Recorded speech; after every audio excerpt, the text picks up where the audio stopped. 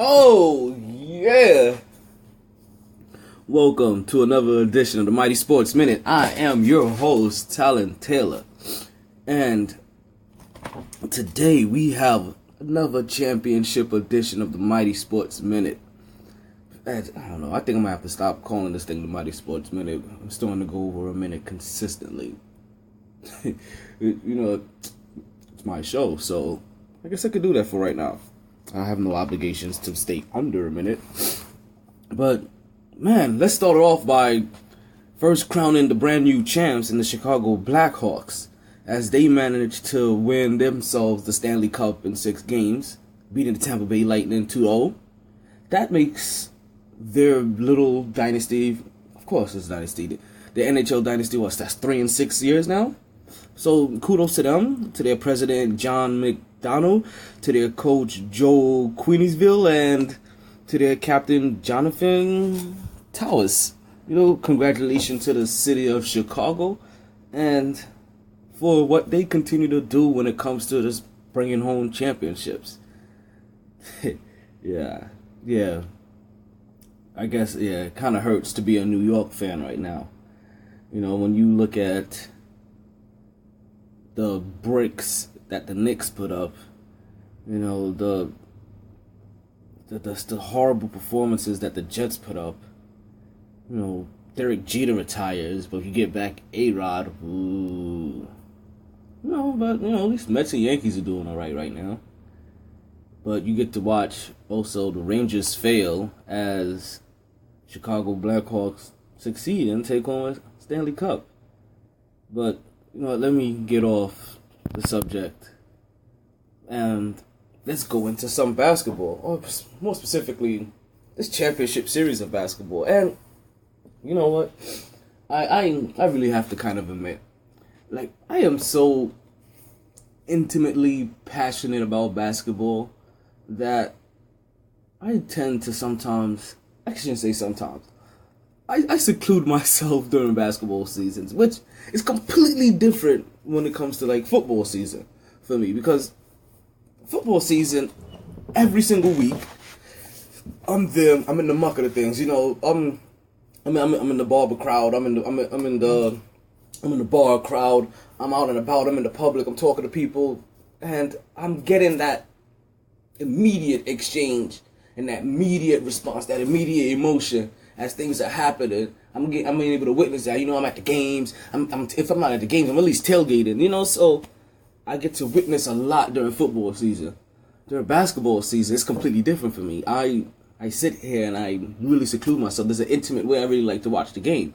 Whether it's blasted so loud that I can feel the rumble from the arena as I sit here, in my house, or where I'm just so engulfed in the game where I don't want to hear a word and I just want to watch this in mute and just watch the poetry in motion.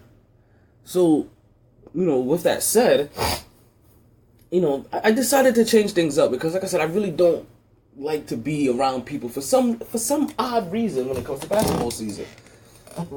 But I did it this time and I went out for Game 6. I'm sorry, for Game 5. And let me start off this by saying that I live in South Florida, right? So down here, it's all Heat fans. So I find it very weird all of a sudden that, because you get this weird mixture that you're seeing all these Heat jerseys, the Dwayne Wade jerseys and the LeBron jerseys and the Bosh jerseys for the people that are down here that are in support of LeBron James. And then you have everybody else wearing their jerseys, because down in South Florida, it is a melting pot. As they wear, their Knicks jerseys, or their Lakers jerseys, or their Sacramento jerseys, or their Spurs jerseys, their Houston jerseys, as they show representation for their hatred, kind of, for LeBron. But what has been a very undeniable factor, or constant in all this, which I find it kind of weird, and is that there's a pass that is being given or being laid for LeBron to have if he fails. And like I said in my previous podcast, or in my previous statements, if ever you spoken to me in person or you listened to the show, I generally thought the Cavs were going to win this series in 6. So, you talk about all the numbers, you talk about all the players, and you talk about all the things that have done, but out of all the things that have been done, am I mistaken with saying that the Cavs were the second best team in the league since they acquired J.R. Smith, Iman Shumpert, and Timothy Mozgov? Am I not mistaken? Actually, I'm pretty sure I'm not mistaken on this one, because this came from the man's mouth himself. Is LeBron James not considered the best player in the league? When did we start allowing our best players to not get it done? Because this same team that they're saying that, they're praising LeBron James for winning with or doing anything with, is the same team that they condemn Carmelo Anthony for losing with. You know, when they say, Carmelo Anthony has no help, or you're realizing that when Carmelo Anthony was scoring the most points in the league in the first quarter, but was dying in the fourth when you're trying to figure out the reason for it, now you're seeing the same thing happen to LeBron. Like, I know this. I seen this. But the pass that is given to the best player when, Chris Paul isn't getting a pass, Carmelo Anthony isn't getting a pass, Kevin Durant isn't getting a pass, maybe because of his injury right now. So you have all these other players that you're talking about, they're not going to get passes, eventually they're going to have to get it done. Well, what about the guy that considers himself the best player in the league? How many times is he going to get to the promised land and just continuously fall short? And why isn't he not the favorite? He is the best player in the league, going up against the best team in the league.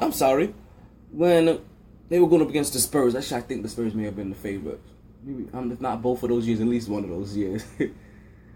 But he can't just keep being allowed to eke out the back door of failure, or not necessarily failure, but let's call it non-success. If you don't want to use failure as such a brash word to describe the Almighty King, the fear of having your proverbial head chopped off, for saying anything bad about him in this day and age, because if you openly criticize LeBron James, you're just a LeBron James hater right now. Like that's where it comes down to. And not for nothing, I do have a story about my disdain or dislike for LeBron James, and it actually does kind of go back to his high school days and my early Army days, but that's a whole nother story for a whole nother time. Let's get off the personal with LeBron James, because like I said, you can't change that. Everybody is saying that he doesn't have help, or he doesn't have this, he doesn't have that. Well, LeBron James never has this or he never has that. And even when he had a champion and one of the top 5 easily power forwards in the league that was leading his team to a playoff by himself on a consistent basis, he still only got it done 2 times. Not 3, not 4, not 5, not 6, not 7. Didn't even stay for 5, actually. Didn't stay for 6. Didn't even stay for an attempt at 7. Out of the 4 times, he got it done twice. And this is with his mega team. The mega team. Because that's exactly what they were. They were the Beatles. They were the Heatles. I'm sorry. Listen, I live down here. I witnessed it all.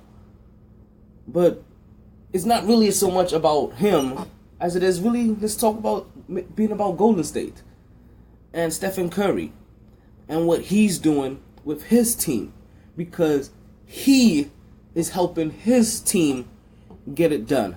Now, you ask, what would happen if you remove LeBron James from this team? Well, guess what?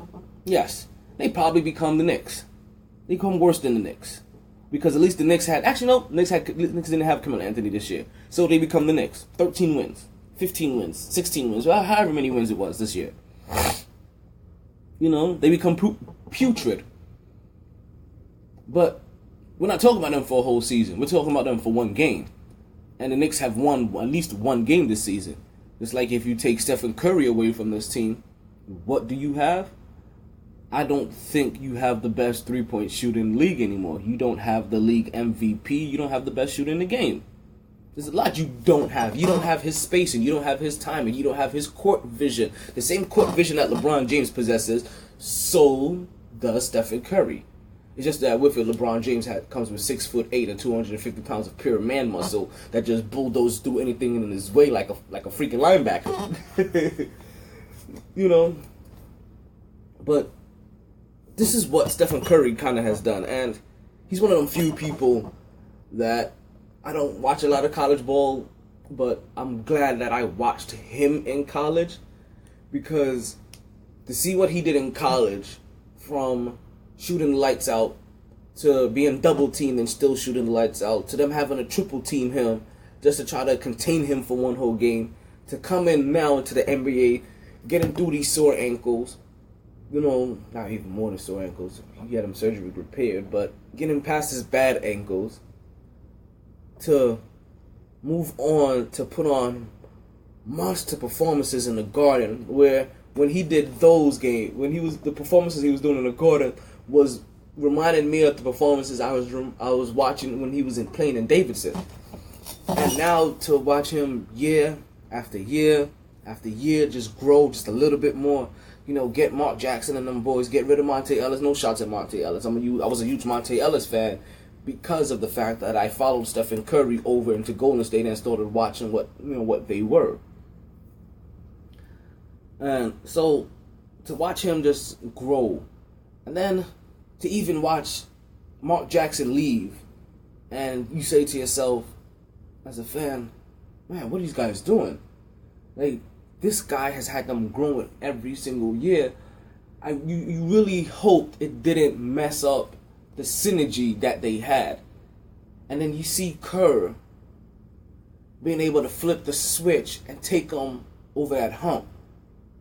Now, they just need to stop being scared and take their foot off of that brake and start hitting that gas. Because basically, this is their first drive. Like, as many times as they've been here, no. They've done simulations. They're trying to win their first championship. They're behind the wheel. They've turned on the ignition. They've put the car in drive. They got their foot on the brake. They just have to go.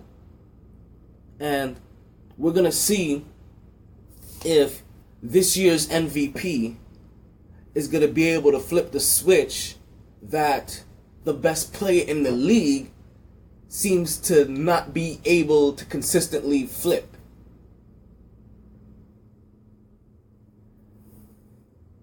These finals keep being talked about, a testament to LeBron James' legacy in such a positive way that if he loses, that he becomes MVP. I'm sorry. Is this not the same MVP award that... Okay, let's just put it this way. Are we giving Carmelo Anthony the MVP award if the Knicks are a 13-win team? If he gets 40 points a game, 10 rebounds a game, 8 assists a game, 6 assists a game, it doesn't even matter. If anybody has a last place team, has a losing team, because this is what ultimately it comes down to, the losing team. This balls out on a losing team. We aren't complimenting that as an MVP. I'm sorry. This is why the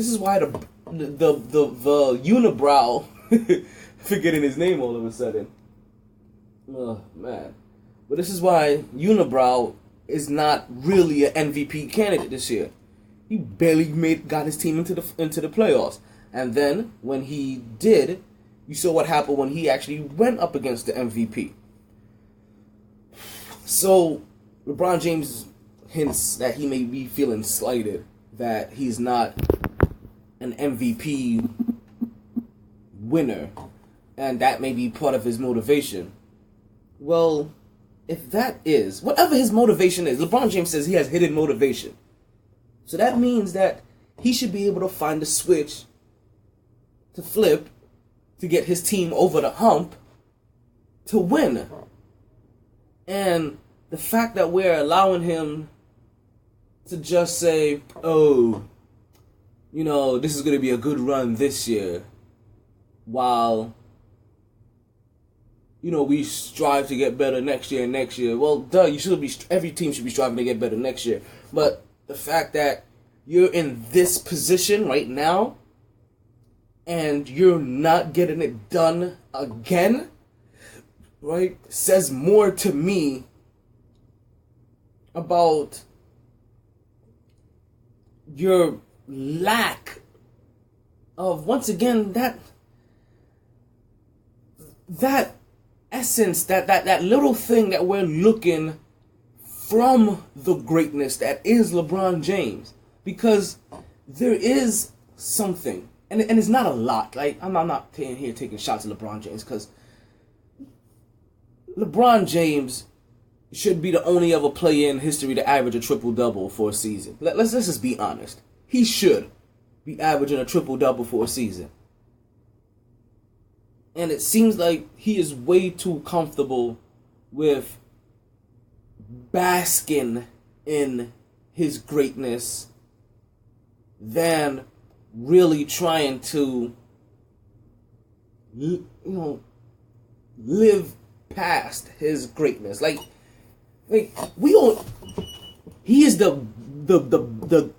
You know what? Maybe this would best describe it. He is the greatest average. He's the. I don't. How to word this? He's the greatest average player ever. Like out of all of the greats, he is the most average out of all of them, because it always looks like there's something more than he can do and he's not doing it, or there's always something that he's slightly missing that he should have. I don't know what it is, but I kind of expect more from him, and maybe that's what it is. Maybe it's the expectation that when the greatest player in the world comes into the league and is deemed the greatest player and consistently falls short, you start wondering, is he really as great as he thinks he is? Because there's no doubt he is great. And he is in the list of some of the greatest. But is he going to be just an average great? One of the greatest of the greats? A low man of the great? See, that's a whole different story. And I can go on about this for years. But I want to go back to Golden State. Because they had that opportunity tonight to close this out. And I'm going to wrap this up pretty soon, because not only is this now running like 20 minutes, but this takes into my personal time. And I have other responsibilities in life. But Golden State finally has that opportunity. And I've said it before. And I'm just going to say it one last time. Rookie coach, first time being there, Stephen Curry, first time being there, Klay Thompson. Role players like David Lee, that, could barely do anything in New York. Andre Iguodala, that couldn't even get it done with Allen Iverson.